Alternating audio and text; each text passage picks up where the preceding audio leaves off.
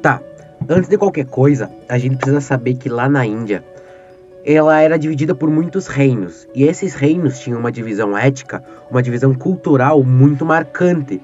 Era nítido ver a forma de vida das pessoas e como isso diferenciava a classe social delas. E isso porque lá vingava o sistema de castas. Castas deriva do latim castus, que significa puro, ou seja, é aquilo que dá origem ao sistema hierárquico que dividia nitidamente e ainda divide atualmente as camadas da sociedade indiana. Sendo assim, no sistema de castas, cada grupo tem os seus direitos e deveres, sendo diferenciados por várias coisas, dentre elas as suas derivações através do seu deus, que é o deus Brahma, coisa que nós veremos a seguir. Ouça bem, eu faço parte da classe dos Brahmanes, a classe mais alta da Índia.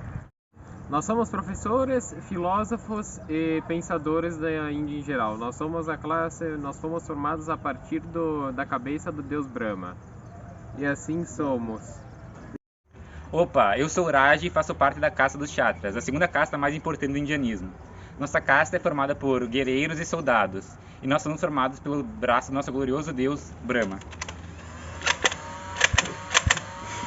Opa, eu sou Mohamed da Índia, eu sou da casta de Vaixas e somos representados pelos comerciantes e fazendeiros. Aqui tem especiarias na minha terra, que é o cravo, o café e especiarias gerais. Eu sou um Sudra, sou um camponês, trabalho como servidor e sou operário. Nós temos nossa origem dos pés do nosso grandioso deus Brahma. Olá, meu nome é Rashid e eu faço parte da casta dos intocáveis. Nós fomos formados pela poeira em que o deus Brahma pisou.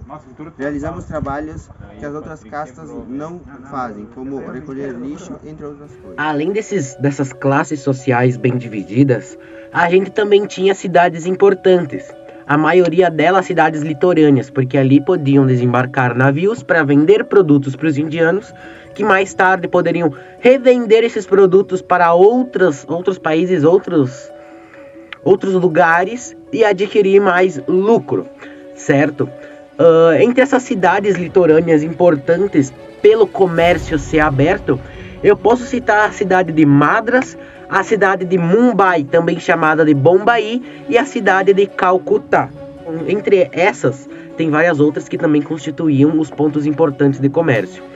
Por causa disso, por elas serem regiões abertas ao comércio, os primeiros navios britânicos vão começar a desembarcar ali no ano de 1612, certo? E vão começar a dominar aquela região e vão começar a explorar todo aquele poder comercial que aquela região tinha, fazendo inveja em outras companhias de navegação às Índias, como a Companhia Neerlandesa de Exploração às Índias e a Companhia Francesa de Exploração às Índias.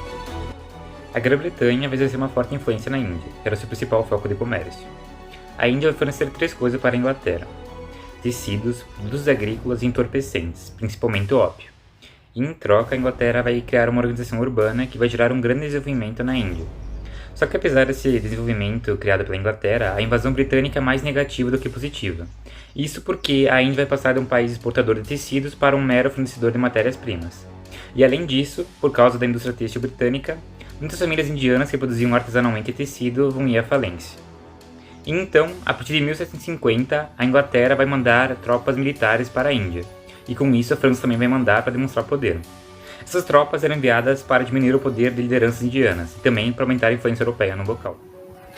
E depois disso, eu entendi que, pela França ter se metido no Império da Índia, os britânicos perceberam que a Índia estava em conflito com o Império Mongol.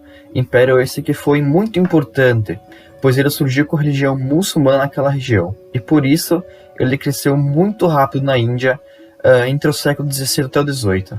Até que os britânicos começaram a desembarcar naquelas terras.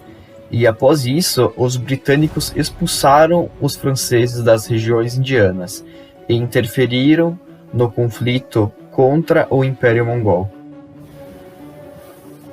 Sendo assim, no fim do século XVIII, o Império Britânico já tinha conquistado muito poder naquela região. Havia conquistado todo o Vale do Rio Ganges e quase todo o sul da Índia. Logo, os britânicos foram capazes de dominar os demais estados indianos por meio da sua força militar, que era muito grande.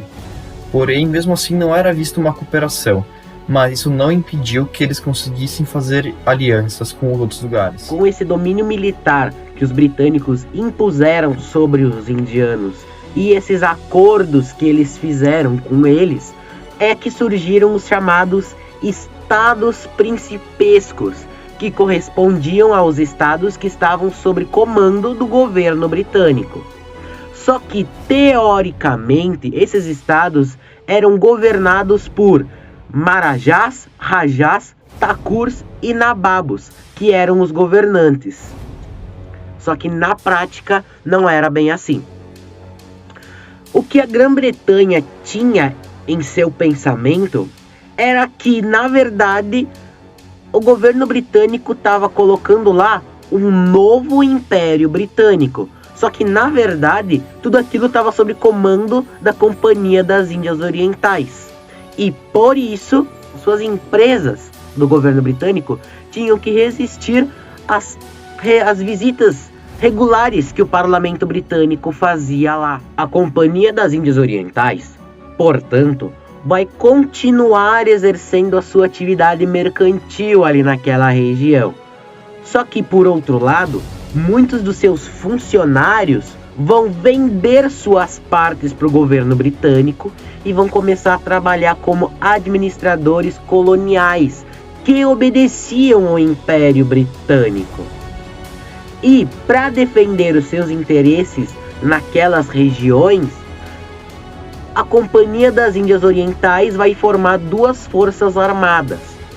Uma que era formada principalmente por nativos indianos, que eram chamados de cipaios, e outra guarnição que era formada por soldados britânicos que tinham por objetivo esmagar toda e qualquer resistência indiana ali naquelas regiões que eram de domínio da Companhia das Índias Orientais.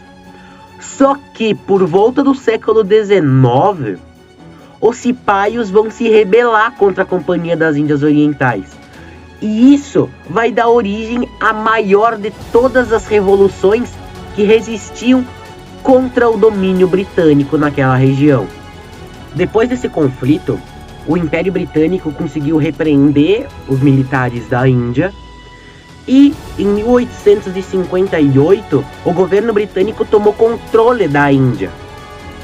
O vice-rei da Índia acabou se tornando o chefe da administração local e o governo britânico nomeou um secretário de Estado que trataria de assuntos que falassem diretamente sobre assuntos da Índia.